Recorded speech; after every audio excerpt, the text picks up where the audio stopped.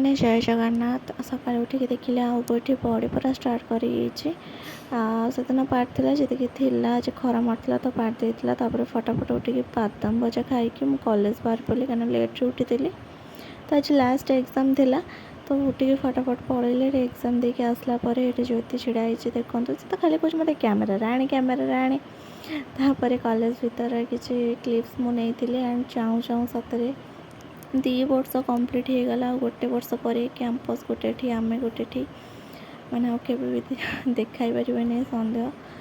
ତାପରେ ଏଠି ଟିକେ ଗସିପ୍ କରୁଥିଲୁ ଛାଇରେ ଛିଡ଼ା ହେଇକି ସମସ୍ତେ। ଆଉ ସତରେ ଆଉ ଗୋଟେ ବର୍ଷ ବି କେତେବେଳେ ପଳେଇବ ଜଣାପଡ଼ିବନି। ବହୁତ ସାରା ମେମୋରିଜ୍ କିନ୍ତୁ ଏଠି ରହିଯିବ।